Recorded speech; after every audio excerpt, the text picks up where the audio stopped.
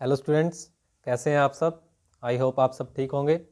तो स्टूडेंट्स, हमने exercise 2.2 start की हुई है। उसका जो हमने फर्स्ट सम कर लिया था, तो आज हम सेकंड सम करेंगे उसी का। तो सेकंड सम है हमारा, find a quadratic polynomial each with the given numbers as the sum and the product of its zero respectively. तो हमें ये क्वेश्चन दिया हुआ है 1/4 और -1। तो हमें इसको जो है क्वाड्रेटिक फॉर्म में बनाना है। जो हमें पहले दिया हुआ था ना, फर्स्ट सम में क्वाड्रेटिक फॉर्म दी हुई थी, अभी इसका यूज़ करके हमें क्वाड्रेटिक फॉर्म बनानी है। तो कैसे करेंगे, देखिए।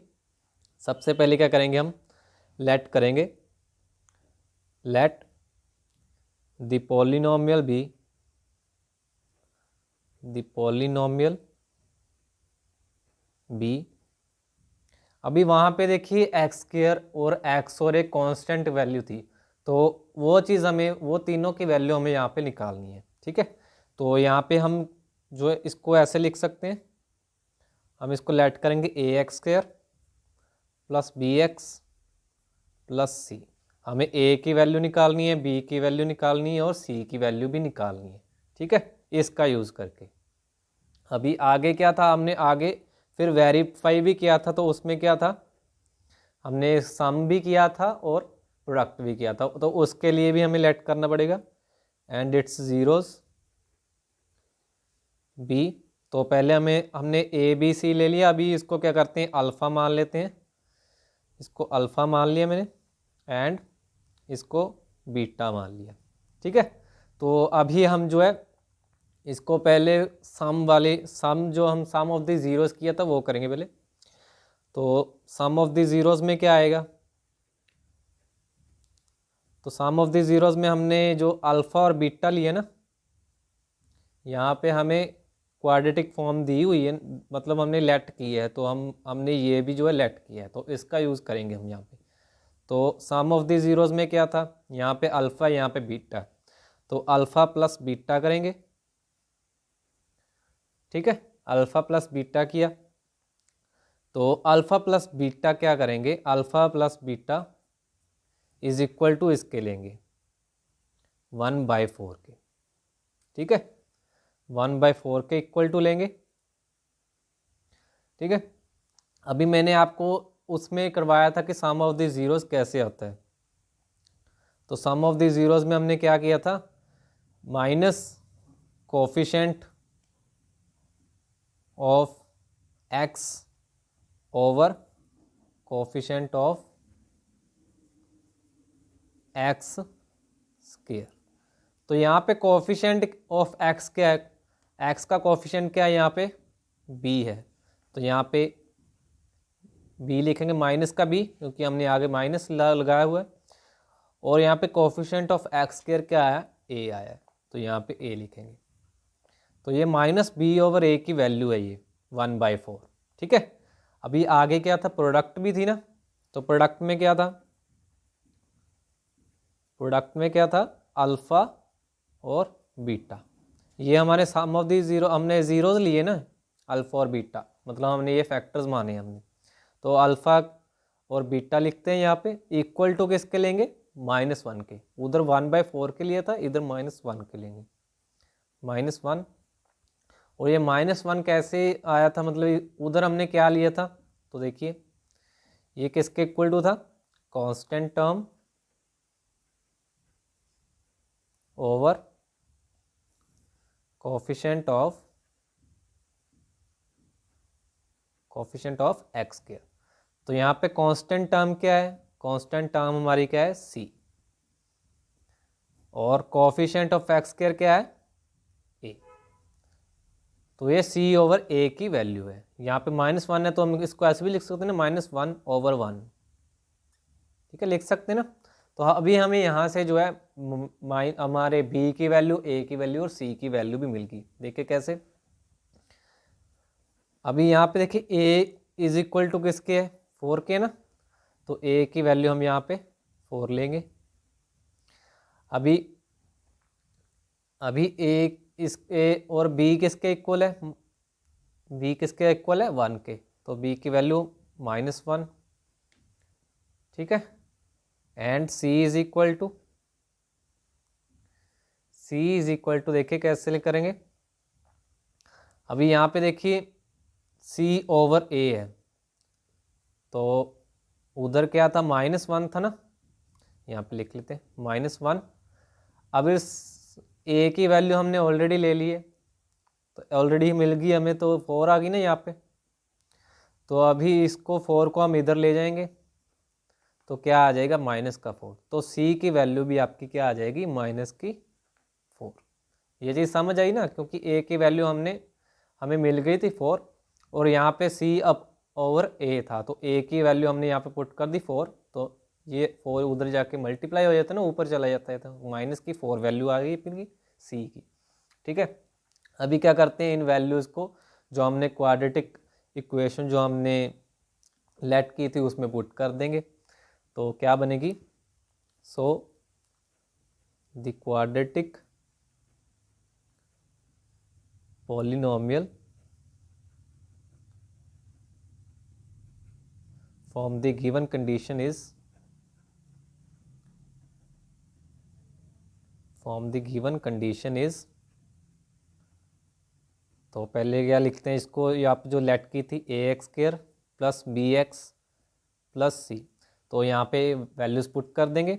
a की वैल्यू क्या आई थी, a की वैल्यू आई थी 4, यहाँ पे 4x², पर यहाँ पे क्या थी, b की वैल्यू क्या आई थी, -1, तो माइनस का x हो गया, और c की वैल्यू क्या आई है, -4।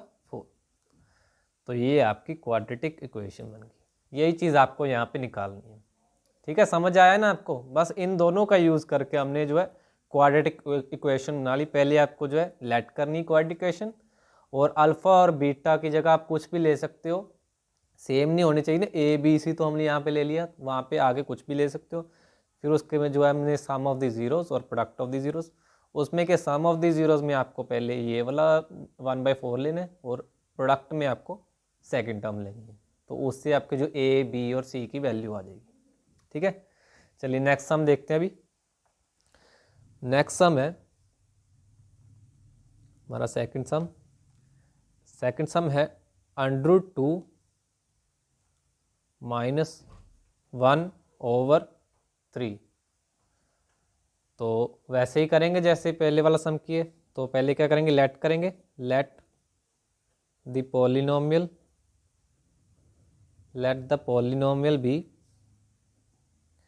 ax² plus bx plus c and its zeros be alpha and beta. Alpha beta की जगह आप कुछ भी मतलब पुट कर सकते हो, जो भी आपका मन करे। ठीक है, चलिए अब इसको सम ऑफ द ज़ीरोज़ में लेते हैं। तो सम ऑफ द ज़ीरोज़ में क्या आएगा, सेम वही चीज़ है जो हमने फर्स्ट सम में की थी, बस इसमें क्या आपको क्वाड्रेटिक इक्वेशन बनानी है उसमें जो हमें गिवन थी। तो यहाँ पे अल्फ़ा प्लस बीटा, अल्फ़ा की वैल्यू क्या थी हमारी, √2, और बीटा की वैल्यू क्या थी, पर हमें तो यहाँ पे क्या करना है, अल्फ़ा प्लस बीटा है ना, तो हमें तो √2 ही लेना है ना, क्योंकि √2 हमें गिवन है। ठीक है, तो √2 कैसे आया, देखिए √2 किसके गिवन होगा, ये -b/a के होगा ना, वो हमने फर्स्ट सम में ही किया है। कैसे आया था देखिए, -b/a कैसे आता है, minus coefficient of x over coefficient of x²। ये तो पता ही है ना आपको, हमने जो लेट किए कोफिशिएंट ऑफ x उसमें -b/a, सेम वैसे ही जैसे फर्स्ट सम में किया था। ठीक है, तो ये इसकी वैल्यू है, ये -b/a। ठीक है, तो इससे हमें जो b और a की वैल्यू मिल जाएगी। और प्रोडक्ट ऑफ द ज़ीरोज़ में देख लेते हैं, प्रोडक्ट ऑफ द ज़ीरोज़ में अल्फ़ा इंटू बीटा। तो अल्फ़ा और बीटा की वैल्यू क्या दी हुई है, वहाँ पे दी हुई है हमें 1/3 दी हुई है। सॉरी, यहाँ पे मैंने गलत नोट किया, स्टेटमेंट जो हमें दी हुई है बुक में वो प्लस का 1/3 है। ठीक है, प्लस का 1/3 है, माइनस का 1/3, प्लस का 1/3। तो यहाँ पे अल्फ़ा और बीटा की वैल्यू क्या है 1/3। तो ये किसके इक्वल टू था, ये था C/A। ये भी मैं आपको दोबारा से नोट कर देता हूँ यहाँ पे, constant term over coefficient of x square. तो ये इसके इक्वल टू है। ठीक है, ये हमने पहले भी चीज़ कर की हुई है। ठीक है, तो अभी इससे जो हमें ए बी और सी की वैल्यू मिल जाएगी, तो सबसे पहले तो देख लेते हैं जो वैल्यू हमें मिल रही है। पहले हम लिखते हैं ए की वैल्यू। ए की वैल्यू क्या आ गई, इक्वल टू 3, और सी की वैल्यू भी मिल रही है हमें यहाँ से सीधी, सी इज इक्वल टू 1। अभी यहाँ पे ए की वैल्यू हमने ले ली है ऑलरेडी, 3 आ गई है ना। अभी माइनस बी ओवर ए यहाँ पे करते हैं पहले, माइनस बी ओवर ए की वैल्यू मैंने यहाँ पे 3 पुट कर दी, उधर क्या √2 है, तो यहाँ पे क्या आएगी, बी की वैल्यू क्या आ जाएगी आपकी -3/2। 3 उधर चला जाएगा ना, तो ये 3/2 आ गई। तो बी की वैल्यू भी हमें यहाँ मिल गई।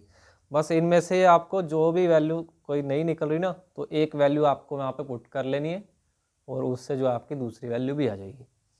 तो यहाँ पे हमें तीनों वैल्यूज़ मिल गई है, तो अभी पुट कर लेते हैं। So the quadratic equation, so the quadratic polynomial from the given condition, given difference, तो बस उसमें वैल्यू पुट कर लेते हैं। ax² plus bx plus c, ये हमने लेट किया था, तो इसमें पुट कर लेते हैं। a की वैल्यू क्या है 3x² प्लस b की वैल्यू क्या है -3 -2 और 3, और x और c की वैल्यू क्या है 1। तो इसको सही करके लिख लेते हैं, 3x² -3/2x प्लस 1। तो ये आपके क्वाड्रेटिक पॉलिनोमियल बन गई। ठीक है, यहाँ तक कोई भी डाउट है अगर आपको कुछ भी, तो आप मुझे कमेंट सेक्शन में बता सकते हो। चलिए थर्ड सम देखते हैं। अभी थर्ड सम देखते हैं। थर्ड सम है 0 और √5। तो सेम वैसे ही करेंगे। Let the polynomial quadratic polynomial, ठीक है, be ax² plus bx plus c and its zeros be alpha and beta. तो सम ऑफ द ज़ीरोज़ करते हैं पहले। सम ऑफ द ज़ीरोज़ में क्या है, अल्फ़ा प्लस बीटा। तो अल्फ़ा प्लस बीटा किसके इक्वल टू है, 0 के इक्वल टू, और ये 0 किसके इक्वल टू है -b/a। ठीक है, ये चीज़ हम सीख चुके हैं ना पहले कि -b/a कहाँ से आया। अभी प्रोडक्ट ऑफ द ज़ीरोज़ कर लेते हैं। प्रोडक्ट ऑफ द ज़ीरोज़, उसमें क्या अल्फ़ा बीटा। तो अल्फ़ा बीटा की वैल्यू क्या है √5, और √5 किसके इक्वल टू है c/a। ये भी चीज़ हम सीख चुके हैं, तो दोबारा से मुझे नहीं लगता आपको बताने की ज़रूरत है। ठीक है, तो अभी इनकी वैल्यूज़ निकाल लेते हैं, देखते हैं कोई चीज़ कॉमन आती है अगर। अभी यहाँ पे देखिए, अभी c की वैल्यू तो हमें पता लग रही कि c की वैल्यू √5 है। ठीक है, c की तो पता लग गई ना, c की वैल्यू √5 है। तो अभी इसको देख लेते हैं। अभी यहाँ पे b की वैल्यू भी पता लग रही है, b की वैल्यू 0 ही आ जाएगी ना, माइनस का तो कोई वो रहेगा ही नहीं, माइनस का हो जाए प्लस माइनस का हो, क्योंकि उधर तो 0 ही है। ठीक है, उधर जाकर माइनस का 0 तो नहीं लिख सकते ना। अभी यहाँ पे हमें b की वैल्यू भी मिल गई। अभी a की वैल्यू निकालनी है, तो क्या करेंगे, c/a है ना, तो हमने c की वैल्यू पुट कर ली यहाँ पे। c की वैल्यू क्या है, यहाँ हम ऐसे भी कर सकते हैं।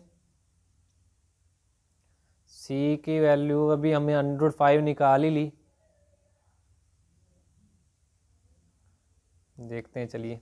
√5 ओवर सी की वैल्यू भी √5 निकाली थी ए, ठीक है। तो ए उधर चला गया, √5 नीचे आ गया, उधर √5 यही था, √5 से √5 जो कैंसिल हो जाएगा, तो ए की वैल्यू क्या आ जाएगी, ए इज इक्वल टू 1, ठीक है। समझ आए ना।